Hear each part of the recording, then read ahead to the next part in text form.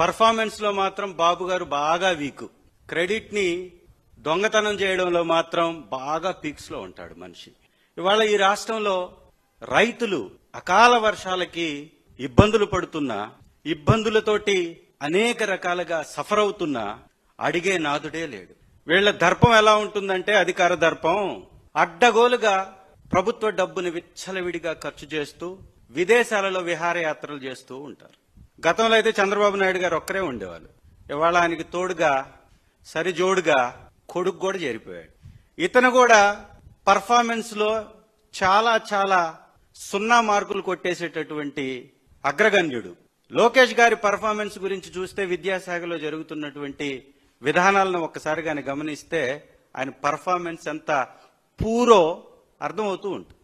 ఇవాళ విద్యాశాఖలో 8వ తరగతి బిడ్డను తీసుకెళ్లేసి అత్యాచారం చేస్తూ ఉంటే ఎక్కడికక్కడ బాత్రూముల్లో కెమెరాలు పెట్టేటటువంటి వ్యవహారాలు కనపడుతూ, గూడాలకు సంబంధించినటువంటి ప్రాంతాలలో వసతి గృహాల్లో బిడ్డలు చనిపోతూ, కలుషిత నీటిని తాగి అనేక రోగాల బారిన పడుతుంటే ఎక్కడా కూడా విద్యాశాఖ మంత్రికి పట్టనే పట్టదు, చీమ కుట్టినట్టు కూడా ఉండదు. ఇవాళ తండ్రేమో దుబాయ్ ట్రిప్పు, కొడుకేమో ఆస్ట్రేలియా ట్రిప్పు. భలే కుదిరేరా జోడీ మీరిద్దరు. ఈ రాష్ట్రానికి అన్యాయం చేస్తూ కూడా ప్రచారం చేసుకోవటంలో మీకే సాటి. 2014 నుంచి 19 మధ్య దాదాపు 150 కంపెనీలు ఈ రాష్ట్రానికి వచ్చేస్తున్నాయని, ఏవియేషన్ హబ్ గా ఆంధ్ర మారిపోతుందని, ఈ రాష్ట్రంలో పెట్టుబడులు పెట్టడానికి ప్రపంచ ప్రఖ్యాత సంస్థలు క్యూ కడుతున్నాయని, ఇక్కడికి ఒలింపిక్స్ ని తీసుకొచ్చేసి నిర్వహిస్తానని, నోబెల్ బహుమతుల్ని వచ్చే విధంగా పిల్లల్ని ట్రైన్ చేస్తానని, బ్యాడ్మింటన్ క్రికెటర్ కి నోబెల్ ఇస్తానని, అంటే ఈయన మాట్లాడినటువంటి మాటలు గాని ఒక్కసారి మనం గమనిస్తే ప్రచారంలో ఎంత పిచ్చి బట్టి వ్యవహరిస్తాడో ప్రచారం కోసం ఇట్లే మనకు కనపడుతూ ఉంది. ఈ రాష్ట్రానికి ఎయిర్ బస్ వస్తుందని ఆ రోజు ఈనాడు పత్రిక 2018లో వచ్చిందా? ఎయిర్ బస్సు తెచ్చాడా? ఎక్కడన్నా ఎయిర్ బస్ ని పెట్టాడా? వచ్చిందా పెట్టుబడి? అసలు ఈ వ్యవహారం ల్యాండ్ అయిందా? అగ్రిమెంట్ అయిందా? ఇదొకటి. రాష్ట్రానికి 150 సంస్థలు వచ్చేస్తున్నాయి. ఈనాడు పత్రిక రాసేస్తుంది టక్. ఆయన చెప్పటమే ఆలస్యం, అచ్చేసేస్తాడు. అడ్డగోలుగా ప్రచారం చేసేస్తాడు ఈనాడు. అదేవిధంగా హైబ్రిడ్ క్లౌడ్ వచ్చేస్తుంది ఈ రాష్ట్రానికి. హైబ్రిడ్ క్లౌడ్ ఈ రాష్ట్రానికి వచ్చేస్తుంది. పెట్టుబడులు పెట్టేస్తున్నారు. వందల లక్షల వేల ఉద్యోగాలు వచ్చేస్తున్నాయి, పడిపోతున్నాయి. ఇక్కడే రాష్ట్రం బ్రహ్మాండంగా అభివృద్ధిలోకి ముందుకు వెళ్లిపోతుంది, కోట్ల పెట్టుబడులతోటి కళకళలాడేస్తుంది అంటాడు. తీరా చూస్తే ఒకటంటే ఒకటి రాదు. రాష్ట్రానికి సౌదీ అరామ్కో, ఇంకా పెద్ద తాటికాయంత అక్షరాలతో ఆంధ్రాకి అలీబాబా వచ్చేసినట్టు, పెట్టుబడులు పెట్టేసినట్టు, ఉద్యోగాలు ఇచ్చేసినట్టు. ఇక ఇక్కడి నుంచి మనకి భద్రత, ఉద్యోగాల కల్పన ప్రభుత్వానిది అని చెప్పేస్తాడు.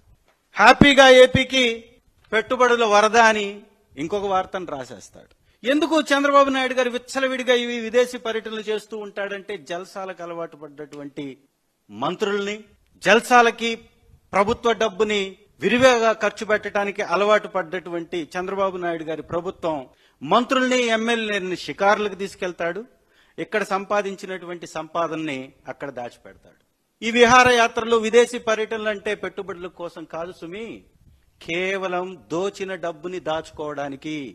ఈ 16 నెలల కాలంలో ఈ రాష్ట్రంలో వచ్చినటువంటి అడ్డగోలు అవినీతి సొమ్ముని భద్రంగా స్పెషల్ ఫ్లైట్లలో తీసుకెళ్లి దాచిపెట్టుకొని రావడానికే వారి యొక్క విదేశీ పర్యటనలు తప్ప ఇంకొకటి కానే కాదు. ఇది వాస్తవం, నిజం.